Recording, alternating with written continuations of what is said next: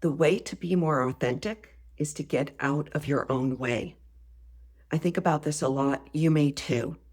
The way to be more authentic, to allow that wiser self to come through, is to get out of your own way. I'm Cara Bradley. I bring you these sparks, these questions that I'm wrestling with, these ahas that are helping me wake up. And I'm sharing them with you because you may be feeling it too. We want to feel authentic. We want to wake up. But what's holding us back? It's oftentimes the baggage that we're carrying around with us. It's the stories, the old regrets, the grudges, the judgments, all of the things that have happened in our lives, even the successes that we can't seem to put down.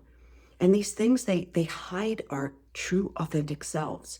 We carry them around with us all the time. In my last video, I talked about how our energy is always transmitting, even before we talk. This is part of it. When we're carrying around a lot of baggage, old stories, old roles, identities, all this stuff that is way long gone, but yet we're still carrying it around, it's keeping us stuck. It's keeping us, our authentic selves, hidden. And so the way to be more authentic, the way to feel more authentic, is to start putting that stuff down, to start getting out of our own way. As a yoga teacher, I see this all the time. People come into the yoga studio and they're carrying baggage, luggage. We all do it. We're carrying all the stuff that happened that morning or that year or in the last 10 years, and we carry it and we put it right there alongside of us, right down on our yoga mats. We carry our stress and our judgments and our regrets and all of that right into our yoga practice. In fact, I often tell students, I can see your to-do list on your back in down dog. It's crazy, but we do carry this stuff with us. So what do we do about it? Well, what I've been doing for, I gotta say, the last few years, but really in the last year, is becoming super aware of what I'm still carrying around, how I'm still in my own way, how I am stuck in the past. And once you can become aware of things, then you can start to change things. I say it all the time. Becoming aware is step one. So we want to face it all. We want to face everything.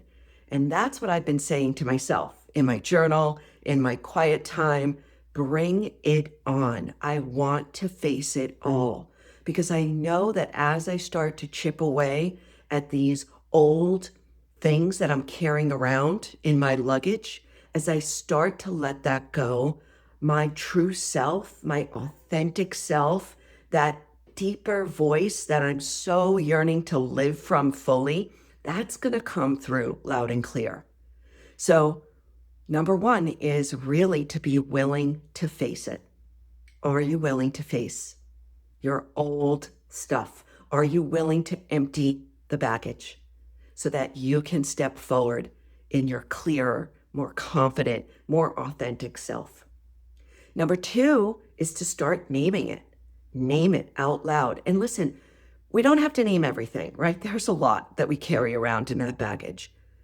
But we can name one thing. We can name one thing that we just haven't put down yet.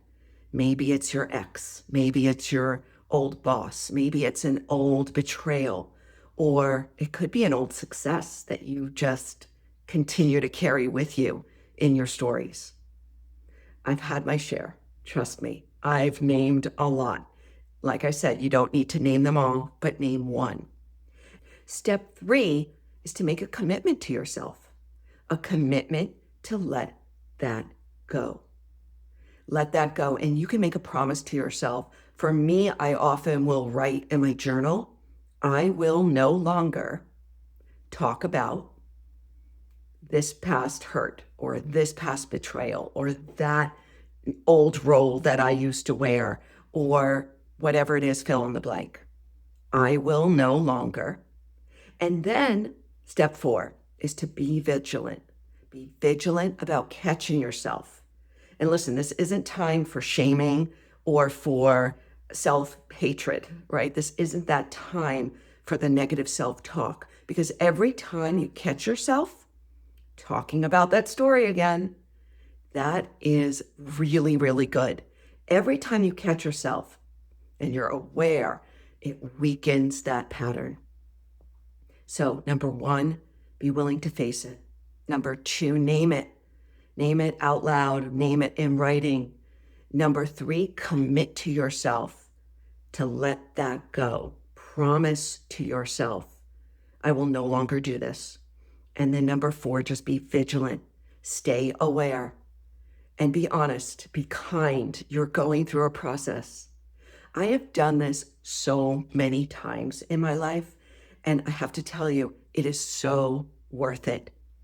I know that the way to become more authentically me, to really stand right there in the center of my authenticity, of my truth, of my soul, is to get out of my own way. And the way to get out of my own way is to start dropping the old stories, letting go of the past, letting the bygones be bygones. And that sets us free, my friend. It sets us free to hear the truth, to live in our truth, to speak from the wisdom and the guidance that's constantly flowing through us. This isn't rocket science, but it does take courage and it takes consistency. I want to live more clear, calm, confident. I want to live in a place that feels more me than ever before. So I am committed to this process. I hope you are as well. So grab my last video about energy and how it transmits down at the link below. Also make sure you subscribe and also check out my Sparks on Substack at the link below. Thanks for being here.